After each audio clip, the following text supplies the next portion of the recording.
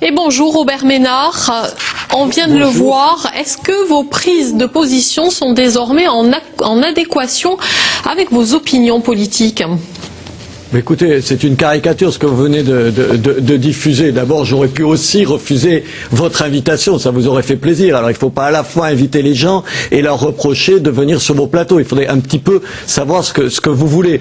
D'autre part, sorti de leur contexte, un certain nombre de déclarations, évidemment, c'est d'une facilité journalistique un peu pitoyable. Et encore, Robert Ménard, vous aimez la provocation. Tout de même, le titre de votre livre, qui n'est même pas encore sorti, il va sortir le 5 mai. Vive Le Pen est assez révélateur tout de même de cette provocation que vous cultivez. C'est de la provocation pour vous obliger, chers consoeurs, à réfléchir un petit peu avant de pérorer. Pour vous dire que peut-être qu'il suffit pas d'un titre pour savoir ce qu'il y a dans ce livre. Alors, vous m'invitez quand même vous m'invitez à parler d'un livre que vous n'avez pas lu, que personne n'a lu, dont le seul titre suffit à, comme dans une corrida, un chiffon rouge devant un taureau, à vous mettre tous dans des états incroyables. Dans ce livre, on dit quoi? On dit une chose.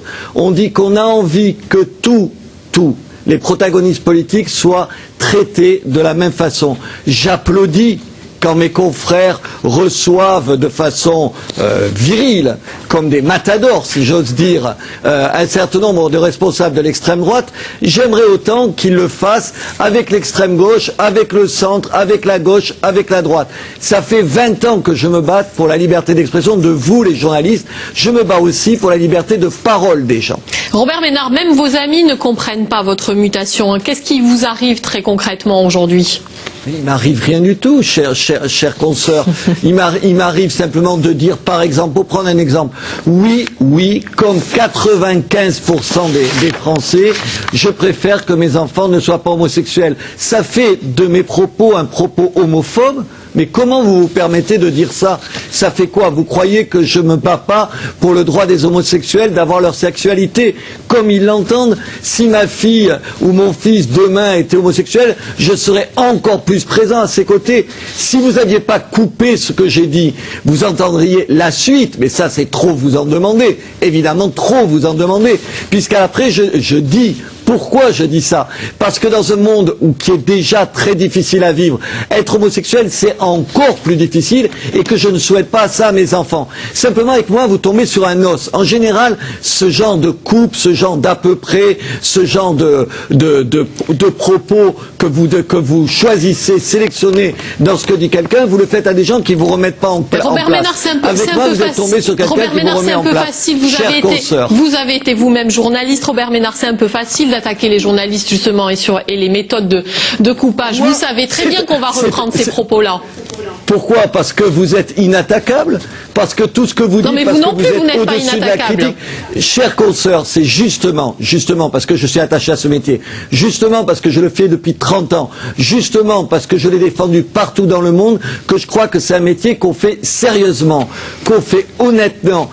Posez-vous la question, pourquoi plus de 50% des Français ne nous croient plus? Je dis nous, vous, moi, comme journaliste, n'ont plus confiance en nous, pensent qu'on est dépendant du pouvoir politique, des pouvoirs économiques, bref, qu'on n'est pas crédible. Excusez-moi, et vous pensez qu'avec ce genre de provocation, on va nous croire davantage? Comment? Est-ce que vous pensez justement que ce genre de provocation crédibilise notre métier? Bien sûr, chers confrères, chers consoeurs. Pourquoi, d'après vous, les émissions auxquelles on participe, ceux que vous décrivez maintenant comme des réactionnaires? Parce que les gens, ils se disent, tiens, peut-être que dans les médias, il y a des gens qui vont parler comme tout le monde, oui, dans les mêmes mots, sans prudence, sans être des faux culs professionnels, en appelant un chat, en disant qu'il y a des problèmes. Osez me dire que je suis islamophobe, mais vous foutez de ma figure.